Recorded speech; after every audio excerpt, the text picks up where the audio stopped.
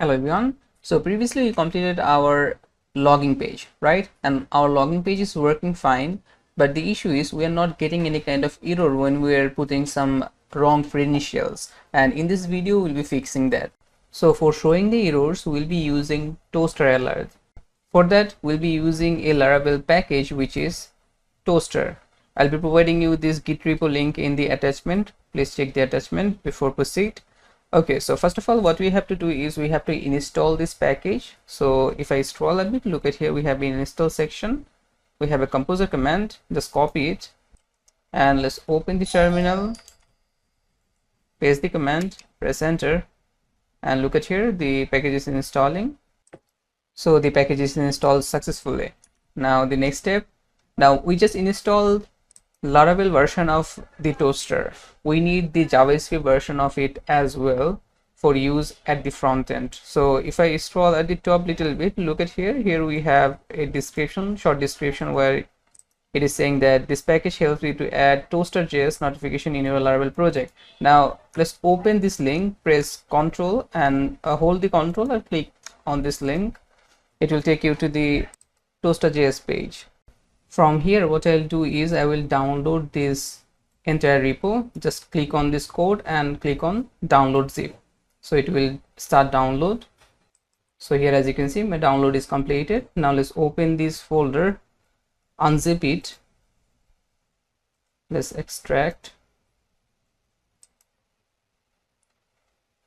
Okay, the file has been extracted. Now let's open the folder, and from here I'll open this build folder. Find the build folder, open it. Here you will find CSS and JS. Here, as you can see, toaster.min.css and min.js. We need these two files. Okay, now what I'll do, I will open my project folder. So let me open my project folder. Here it is. And I'll open the public folder because all of our asset files are inside the public folder, right? As we are working with the front end, open the front end folder. In the front end folder, we have these two folders. One is CSS and one is JS. Fine. So first of all, let's start with the CSS. In the CSS folder, we will be putting our CSS file. So let me see. Here is my project one. Let me make it a little bit small. Okay. Now what I'll do is I will just drag and drop this toaster, or I can just copy and paste. Copy, Control V. Look at here, our CSS file has been added into our front-end CSS. Now let's go back. This time we will open the JS folder, and we will copy this toaster.min.js and put it inside of our this folder. Look at here, it's added here.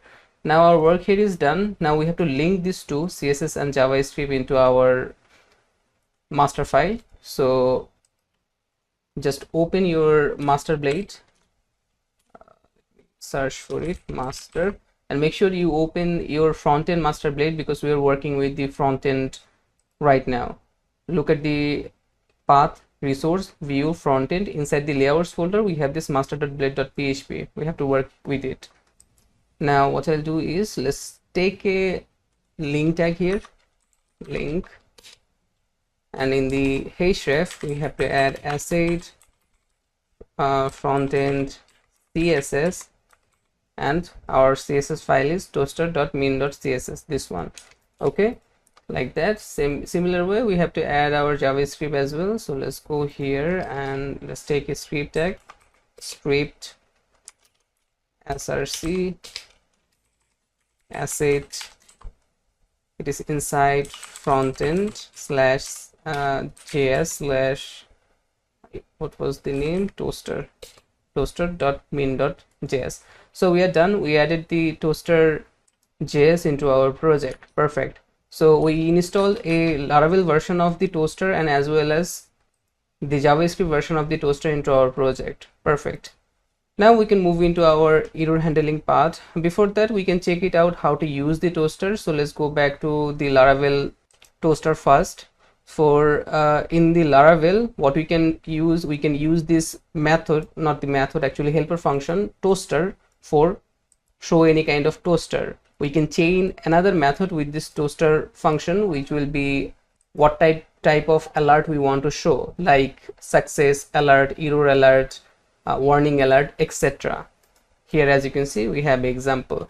And if I go to the front-end version of it, or you can say JavaScript version of it, if I scroll a bit, let me see. Okay, so we can use this toaster object for call any kind of supported function for show the alert. It also support the same functions, like for success alert we can call the success function, for warning we can call warning, for the error we can call error. Okay, so let's do it then. Let's go to our project, and what we will be doing, if the user add any kind of wrong credentials, will be showing error, the validation errors. So let's do it then. What I'll do, I'll go to the master blade again, the front end master blade. Here I will take a script. Here what I'll do is I will take a if directive, and I will check error variable, and I will chain any. I'm checking that if this error global variable have any kind of errors or not.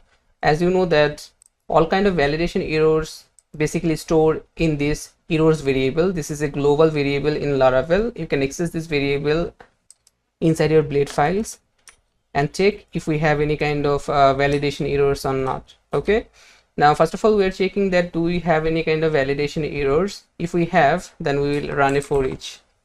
Let's add here a grid for each. First of all, we will be grabbing all the errors, all, and then what we will do is we'll take a single variable, and then we'll be showing the errors, the validation error one by one in toaster. So for that reason we install toaster.js, or you can say we added the toaster.js into our master blade. If I go here, I'm currently viewing the toaster.js documentation, not the JavaScript version of it. Got it? Sorry, the Laravel version of it. We'll be using the Laravel function when we'll be working with the controller side or any kind of PHP stuff. Currently we are working with our view file, our frontend file in the blade. So that reason we'll be using the JavaScript version of it. So let's scroll a bit and let's see in the use cases. Here, as you can see, we have a simple example. I'll just copy this example and paste it here like that. And now as I said, we'll be showing errors. So the function name will be error like that. And in between these two, what we'll do, we will take double quotation, then curly braces, and we'll be echoing this error. Got it? Now let's check it out. Let's go to our front end. Refresh this page. Okay, here I'll be putting some random values. Let's say test@gmail.com. This email doesn't exist, and password anything you want. Let's click on login. Let's see what happened. And look at here, we're getting a error, and we're getting the error in a toaster message, right? So that's mean our toaster.js is working perfectly. Okay, now we'll be making some little bit tweaks. First of all, as you can see, when we are submitting our form, our login form, the previous email should be here. Password field will be resetted, but email will be here. Our old email. It will make this form little bit more user friendly. Okay, let's go to login.blade.php and let's find our email field. Here is the email field. So here what I'll do is I will add value attribute here, and let's add curly braces old. In the old function, what I'll do is I will add our field name, which is email, so it will store our old data inside this field. Let's again add test@gmail.com, and the password will be any kind of password we want. Let's click on login, and as you can see, our email is still there and we are getting our message, error message. Now we can customize this alert message as well. So let's go to toaster.js documentation, and from here, let me see if I scroll a bit. Look at here, if you want to add a close button into the alert, you can make it true like that. Then we have some more options here. Then we have some animation methods as well, that how we want to show our alerts. Now if we want a progress bar, we can also add it. We just have to add this line into our code. Let's go to our master plate again, and here in the script we can just add the line toaster option progress bar. Let's make it true. You can put it inside the loop, but it doesn't matter. It will work fine. Now if I go here, let's go here, refresh this page. If I put here a email, gmail.com, and add something here, let's click on login